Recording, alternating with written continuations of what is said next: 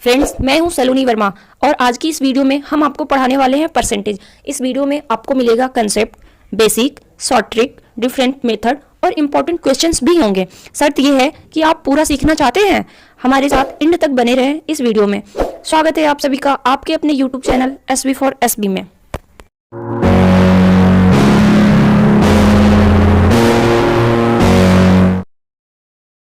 Friends, exam में different types के प्रश्न परसेंटेज से पूछे जाते हैं। मैं आप लोगों को परसेंटेज के सारे टाइप्स कराऊंगी।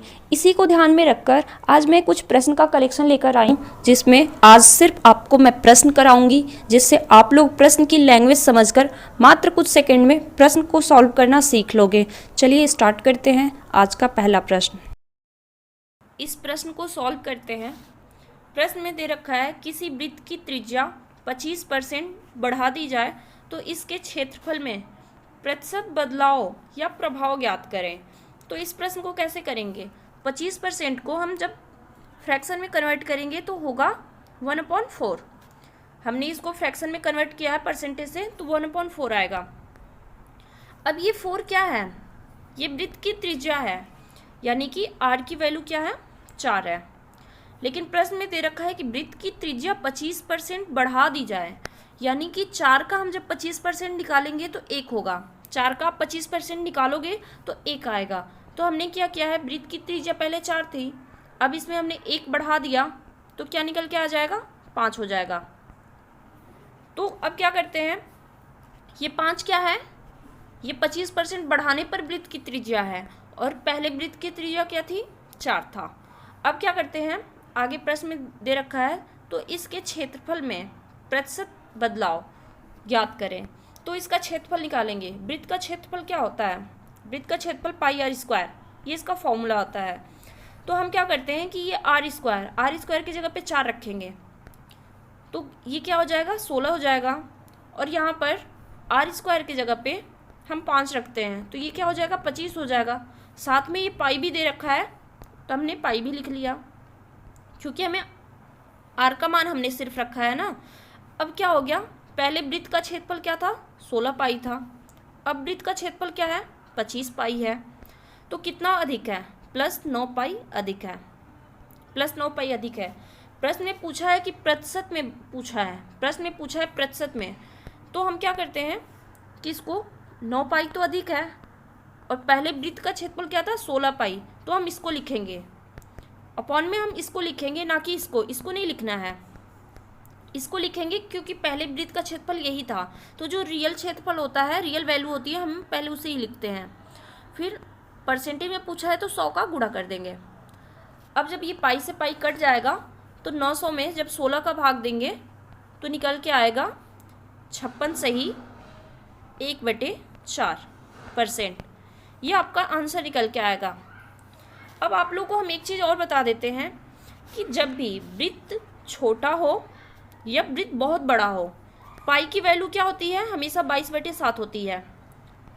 वृत्त कैसा भी हो, कितना भी बड़ा हो, कितना भी छोटा हो, पाई की वैल्यू हमेशा 22/7 ही होती है। तो हमें क्या करना चाहिए, जब भी प्रश्न में पूछे, परसेंटेज पूछे, यहाँ पर देखो प्रतिशत पूछा है, तो परसेंटेज पूछे या रेशियो पूछे या फ्रैक्शन पूछे, जब भी रेशियो, परसेंटेज, फ्रैक्शन, जब भी कंपैरिजन निकालना है तो हम क्या करते हैं? कांस्टेंट या फिक्स वैल्यू को इग्नोर करते हैं। तो ये पाई की वैल्यू क्या है? फिक्स वैल्यू है। ये फिक्स वैल्यू है क्योंकि ये पाई का मान जो कितना भी बड़ा वृत्त हो, कितना भी छोटा वृत्त हो, हम क्या करते हैं कि पाई का मान हमेशा 22/7 लेते हैं। तो हमें ऐसी वैल्यू को क्या करना चाहिए? इग्नोर करना चाहिए।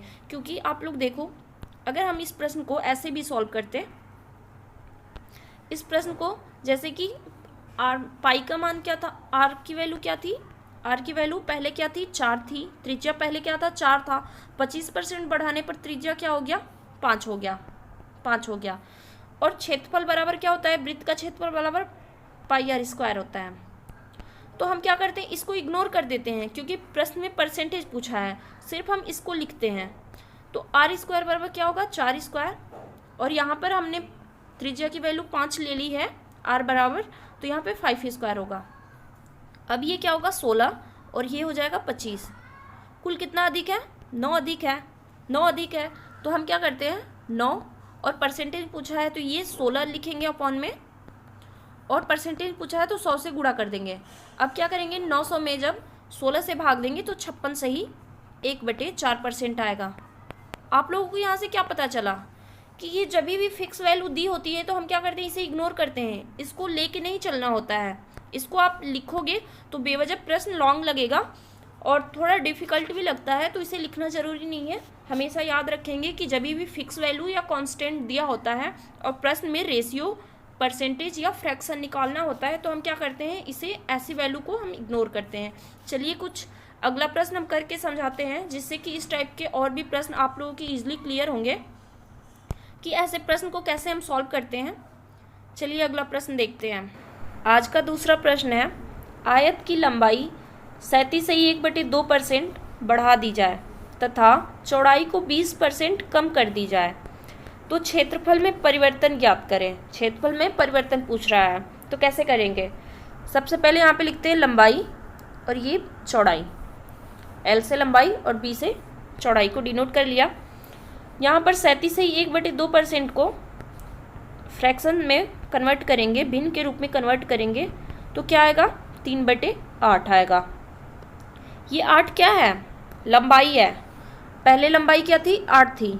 इसमें 37 से ही 1/2% यानी कि 3 हमने बढ़ा दिया। 8 में जब हम 3 को ऐड करेंगे तो क्या आएगा, 11 आएगा। तो पहले लंबाई क्या थी, 8 थी, और 37 से 1/2% यानी कि 3 बढ़ाने पर लंबाई क्या हो गई, 11 हो गई। अब प्रश्न में आगे दे रखा है कि चौड़ाई को 20% कम कर दी जाए, तो करते हैं उसको। चौड़ाई को 20% कम करेंगे, पहले इसी में डाल लेते हैं। यहाँ पर 20% को फ्रैक्शन में कन्वर्ट करेंगे तो हो जाएगा 1/5। तो ये 5 क्या है, चौड़ाई है। यहाँ पर दे रखा है चौड़ाई को 20% कम कर दी जाए, तो पहले चौड़ाई क्या था, 5 था, तो हम यहाँ पे लिखते हैं 5, और 20% कम कर दिया जाए तो 5 में जब हम 1 को कम करेंगे, 20% क्या है, 5 का 20% क्या है, 1 है। 5 का 20% निकालेंगे तो क्या आएगा, 1 आएगा। तो 5 में से जब हम 1 को माइनस करेंगे तो क्या आएगा, 4 आएगा। तो अब चौड़ाई क्या हो गई, 4 हो गई। कैसे, यहाँ पर दे रखा है कि चौड़ाई को हम 20% कम कर रहे हैं, तो अगर चौड़ाई पहले 5 थी तो अब 20% कम करेंगे तो क्या हो जाएगा, 4 हो जाएगा। और यहाँ पर लंबाई को क्या दे रखा है कि 37 से 1/2% बढ़ाना है, तो पहले लंबाई क्या था, 8 था, तो हमने 37 से 1/2% बढ़ाया तो क्या हो गया, 11 हो गया। तो आप लोग को समझ में आया होगा कि 11 और 4 कैसे आया है। अब क्षेत्रफल निकालते हैं। तो आयत का क्षेत्रफल बराबर क्या होता है, एरिया बराबर होता है लंबाई गुणित चौड़ाई, L × B। तो क्षेत्रफल निकालेंगे तो ये क्या था, पहले का था, पहले आयत का क्षेत्रफल क्या होगा, 8 × 5 यानी कि 40। और अब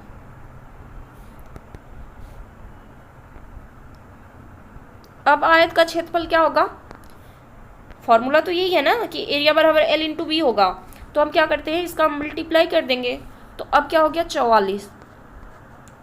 पहले आयत का क्षेत्रफल क्या था, 40, और अब आयत का क्षेत्रफल क्या है, 44, यानी कि इंक्रीज कितना हुआ है, 4 का इंक्रीज हुआ है। तो हमसे प्रश्न में पूछा है कि परिवर्तन ज्ञात करें, लेकिन ये नहीं पूछा है कि परसेंटेज में ज्ञात करें या फिर कैसे। तो हमने ऑप्शन देखा कि ऑप्शन जो दिया है वो परसेंटेज में दिया है, तो हम जो निकालेंगे क्षेत्रफल वो भी परसेंटेज में निकालेंगे।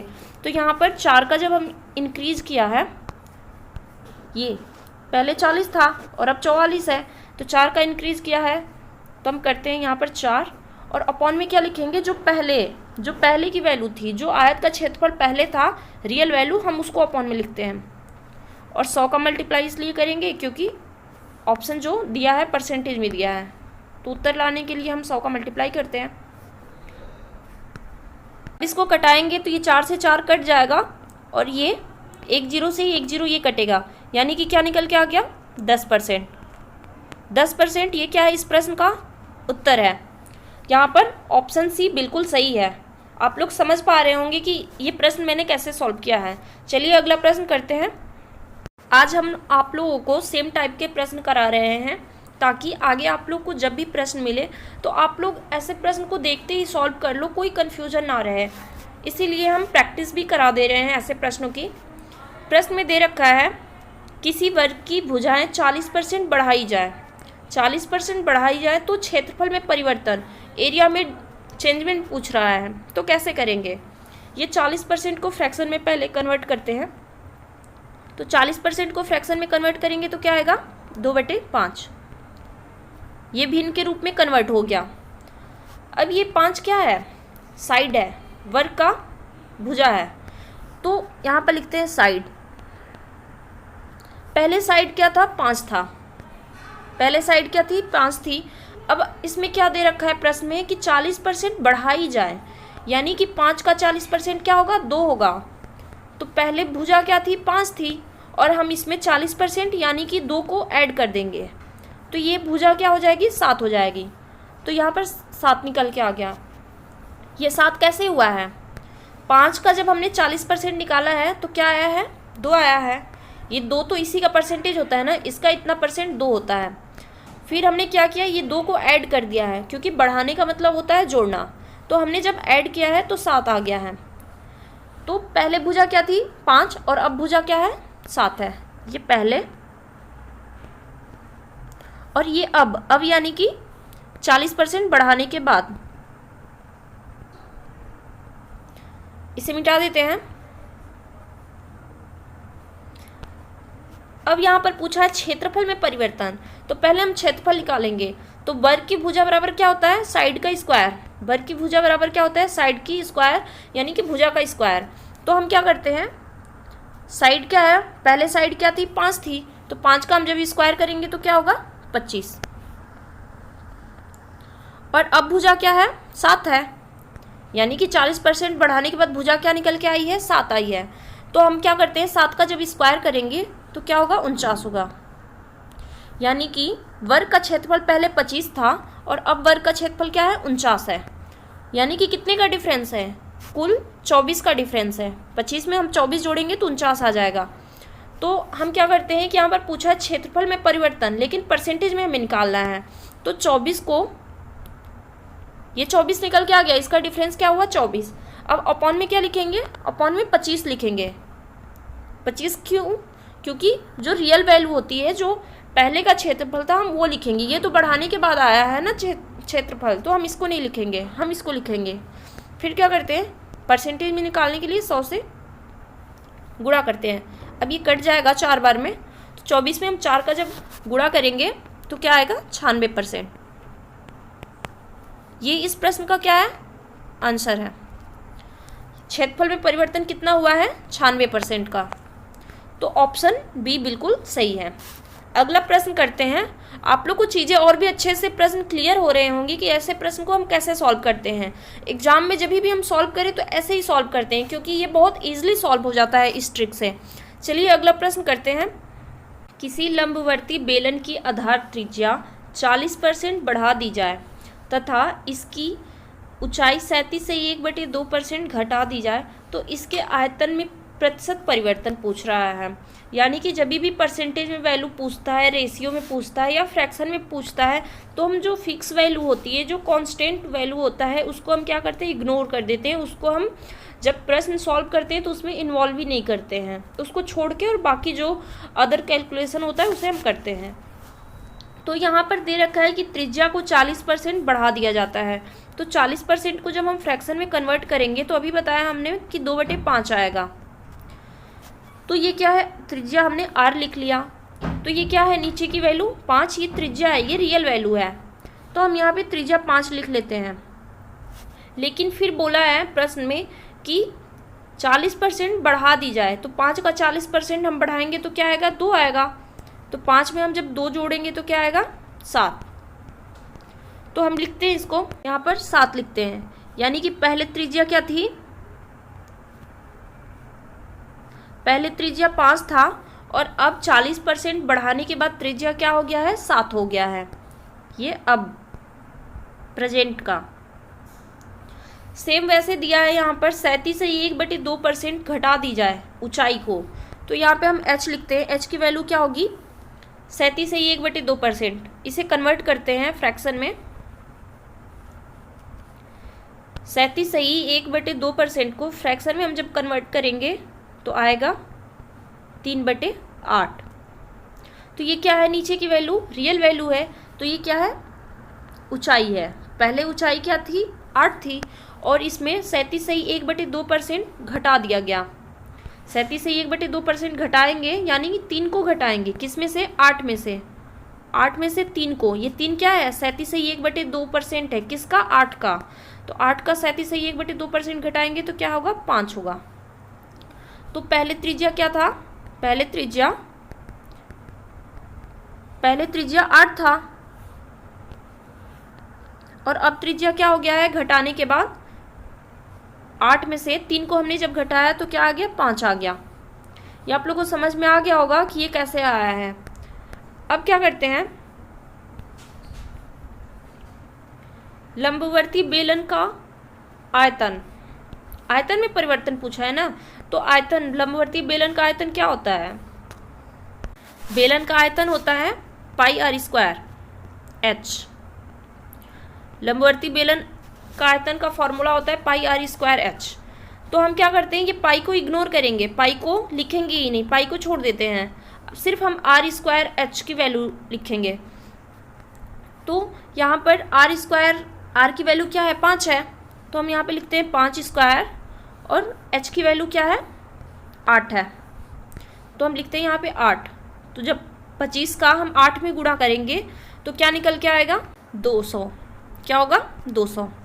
तो हम गुणा करने के बाद यहाँ पे लिखते हैं, यहाँ पे लिख देते हैं 200। ये 200 कैसे आया है, r² h की वैल्यू है। अब क्या करते हैं, सेम ऐसे इसको करते हैं, सिर्फ ये πr² h होता है बेलन का आयतन, तो इसको तो हम छोड़ देते हैं, सिर्फ हम इसमें मान पुट करेंगे। तो r की वैल्यू क्या है, 7 है, तो हम 7² लिखते हैं, और ये 5, h की वैल्यू 5 है, तो 49 में 7² करेंगे तो 49 होगा। 49 में हम जब 5 का गुणा करते हैं तो क्या निकल के आएगा, 245। आप लोग करके देख लेना, इस पाई से तो कोई मतलब नहीं है। अब इस प्रश्न को करते हैं,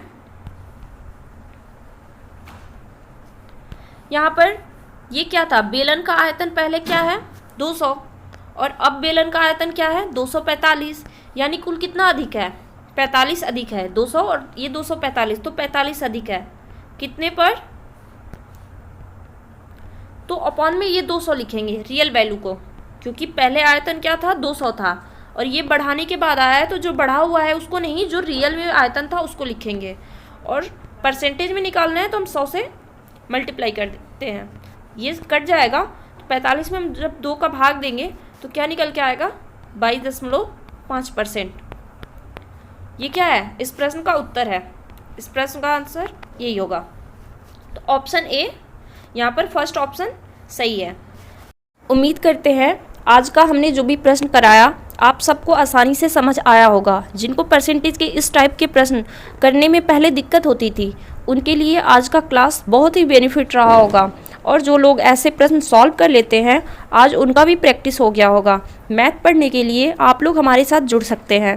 परसेंटेज के और भी जितने टाइप्स रह गए हैं वो सब हम नेक्स्ट वीडियो में कराएंगे। जो लोग चैनल पर नए हैं चैनल को सब्सक्राइब कर लें, और वीडियो अच्छा लगा हो तो वीडियो को लाइक करते हैं। मिलते हैं नेक्स्ट वीडियो में।